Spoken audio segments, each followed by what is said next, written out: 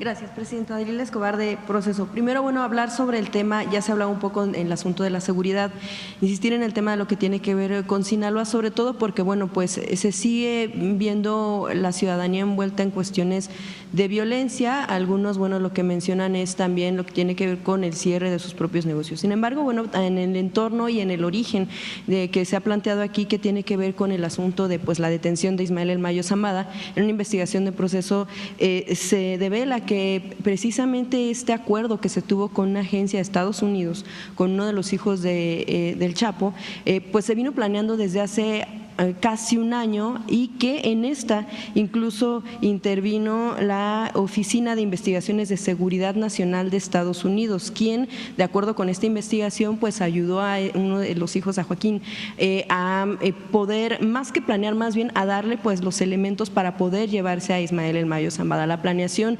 incluso se hizo por parte del Chapo, de acuerdo a lo que dice esta investigación, desde la cárcel, con indicaciones a uno de sus hijos para que se lograran beneficios para él una vez que se entregara, y para otro de los hijos, Ovidio. De acuerdo con esta investigación, esta oficina, que es parte de Estados Unidos, de las instituciones de Estados Unidos, le proporcionó la facilidad para poder dar un piloto, una aeronave, y que además este tipo de permisos para que sin problema pudiera entrar a territorio de Estados Unidos. De otra manera no se entendería el ingreso, sabiendo cómo son las cuestiones de seguridad de allá. Incluso estas aeronaves, lo que se menciona en la investigación es que están pues protegidas, blindadas, y por tanto no se encuentra como tal tan fácil en la base de datos. Y si México quisiera hacer una investigación en ese sentido, pues está blindado de entrada. Ya escuchábamos también al embajador Ken Salazar, quien aseguraba que pues el avión no era de ellos, que no habían intervenido. Sin embargo, de acuerdo con la investigación, pues esta oficina fue la que pudo proporcionar. Sabemos, bueno, lo que ustedes han dicho es que no les han dado toda esta información, que hemos podido saberla de acuerdo con versiones de personas que pues tuvieron algo que ver. Yo quisiera preguntarle, ya estamos a muy poco de que el presidente Biden deje la presidencia, esta detención se hizo en este gobierno, y saber qué se puede hacer todavía para que informen en torno a esta situación, si por ejemplo México va a solicitar el estatus legal que tienen los hijos del Chapo, porque pudiera ser clave también eso, así como el tema del piloto, como lo mencionaba el fiscal general, y sobre todo también la postura de México en torno a que si ya se llevaba un año planeando esta operación, ¿por qué no hubo este intercambio de información, empezando, bueno, tal vez sí por Estados Unidos, siendo que había diálogo y cooperación entre ambos países? Pues resulta muy interesante la investigación, porque a diferencia de este entreguismo del que se hablaba de los gobiernos del pasado y de la intervención de las agencias estadounidenses, lo que nosotros planteamos es colaboración y coordinación. Y en este caso no la hubo. Entonces entiendo que el fiscal está con esta investigación sobre este hecho, y particularmente pues revisará los resultados de esta investigación, y pues sí sería importante saber si realmente ocurrió de esta manera como se muestra. ¿A qué atribuiría usted el hecho de que, no nada más en este gobierno, también en el anterior, a pesar de que se estuvo solicitando la información, de que no se diera y de que se estuviera operando de esta manera? Sobre todo porque en un principio en México, bueno, pues estuvo avanzando un tanto a ciegas, porque incluso se dio información errónea en torno al piloto, porque no recibían esa información de lo que había sido en Estados Unidos. Aún cuando en Estados Unidos veían estos tropiezos, en México no colaboraron en este sentido. Y bueno, dice el fiscal que se va a ir desahogando la información conforme se vayan dando las audiencias. Sin embargo, entre gobiernos, ya no a lo mejor entre fiscalía, sino entre gobiernos, ¿qué falló en esta cooperación, en este diálogo, o qué oculta Estados Unidos para hacer este tipo de operaciones sin que México, de acuerdo a la información oficial, esté enterado? Pues eso es lo que ellos tienen que contestar. O sea, quien tiene que contestar son las agencias que participaron y el gobierno de Estados Unidos,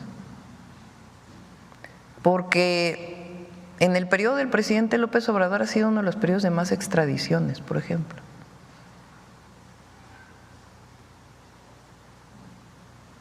Entonces, ¿quién tiene que contestar por qué no se involucró a la Fiscalía General de Justicia? ¿Por qué no se hizo saber al Gobierno de México, a la Secretaría de Seguridad, a alguna de las instituciones? Pues no es México, sino son los Estados Unidos. Ellos son los que tienen que decir por qué realizaron esta operación de esta manera.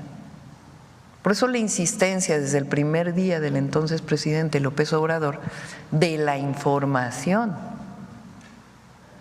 y que se dé completa la información y de por qué esta actuación. ¿Se daría por perdido el hecho de que todavía en este gobierno de Estados Unidos se pueda abordar y estarían tal vez… Pues todavía hay tiempo. Todavía tienen tiempo. Todavía hay tiempo.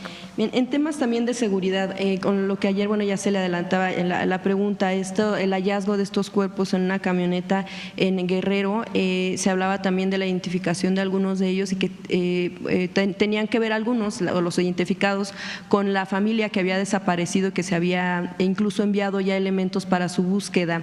Quisiera preguntarle cuál es la información que tiene al respecto, la que se tiene certeza hasta el momento, cuántos ya han sido identificados, y también en este sentido aprovechar para preguntarle, bueno, qué avance se tiene con el tema también del asesinato del alcalde Arcos y cómo va a ser la investigación también incluso a los funcionarios municipales, empezando por alcaldes que pudieran estar también coludidos. Ya se hablaba también por cuestiones de nepotismo en Guerrero, esto se ve, es muy común en los propios alcaldes, presidentes municipales. ¿Cómo va a ser esto? Que la información en torno a los hallazgos y la investigación que se hace en estos sitios de regiones. Hoy tocamos justamente el tema de Guerrero en el gabinete. Le dedicamos bastante tiempo, estuvo aquí presente el fiscal de Guerrero, que por cierto la nota que sale hoy en el periódico Reforma, el propio fiscal nos informa que todo se llevó de acuerdo a las diligencias que se requiere, porque dicen que se retiró una camioneta sin haber llevado las diligencias y el propio fiscal nos mostró que se había hecho de acuerdo a derecho y de acuerdo a todas las diligencias necesarias. Es distinta la problemática en los distintos lugares del estado de Guerrero. Hay problemática especial en la Costa Grande, en la Costa Chica, en la región centro, en Acapulco. Y estamos desarrollando una estrategia integral que ya inició desde que entramos y ahora pues estamos fortaleciéndola. El martes que venga el Gabinete de Seguridad podrán detallarlo y particularmente pues estos lamentables sucesos que ocurrieron tanto en Tres Palos con la familia como el hallazgo que se mencionó el día de ayer. Entonces, además de lo que se está haciendo, de la presencia, de incrementar la presencia, se están siguiendo diferentes líneas de acuerdo con la problemática en cada una de las regiones de Guerrero. Y tiene que ver con los dos temas, la atención a las causas y al mismo tiempo la presencia de la Guardia Nacional y de las Fuerzas Armadas y de la propia coordinación con la Policía Estatal y Policía Estatal principalmente, y al mismo tiempo con la inteligencia y investigación que se está desarrollando. Entonces sí estamos trabajando sobre el tema Guerrero. Sobre la investigación también de la posible colusión de algunas autoridades locales. Nosotros no vamos a no haber impunidad, sea quien sea que esté involucrado. Nuestra obligación es proteger a la población de todo el país y erradicar la corrupción en cualquier lugar donde se encuentre. Y no, en ningún caso puede tolerarse el vínculo entre la delincuencia y la autoridad. Pero también se tienen que tener pruebas para ello, porque también se puede decir, pero si no se tiene pruebas de ello, pues no se puede abrir una carpeta de investigación, porque todo tiene que ser dentro del marco de la ley. Entonces, en Guerrero y en cualquier otro lugar la estrategia de seguridad y su particularidad por también la propia historia de Guerrero. Gracias, presidente. Y finalmente, en el tema del INE, todavía sigue esta incertidumbre por si avanzar o no en el asunto de la organización de la elección por voto popular para jueces, magistrados y ministros. Esto en el marco. Qué bueno que lo dicen. ¿Saben que el INE está pidiendo más recursos que los del año pasado para el presupuesto 2025? O sea, ¿cómo? El año pasado hubo gasto de partidos políticos, gasto de campañas, todo ese financiamiento. ¿Cómo que más recurso en el 2025 que lo que gastaron en el 24? Pues sí, pero si no hay campañas, no hay financiamiento a partidos políticos, eso está establecido en la Constitución. Entonces, ahí sí, vamos a esperar a ver qué dice el INE, pero ahí sí un llamado al Poder Legislativo, la Cámara de Diputados, porque no puede ser, o sea, no puede ser. También, por ejemplo, el Poder Judicial, pues ya van a bajar los sueldos a partir por lo menos del próximo año. Es muy probable que sea una negativa lo que están pidiendo pues de aumento. Nosotros tenemos que poner, por lo que me explica la Secretaría de Hacienda, el presupuesto que plantea el INE, pero es un llamado al INE a la racionalidad. O sea, los privilegios no van con el momento que está viviendo nuestro país. Y realmente pues que desglosen en qué se va a gastar tanto dinero. Y en todo caso a la Cámara de Diputados pues para que revise, que son los que tienen la autoridad de aprobar el presupuesto, por qué el INE está pidiendo tanto recurso.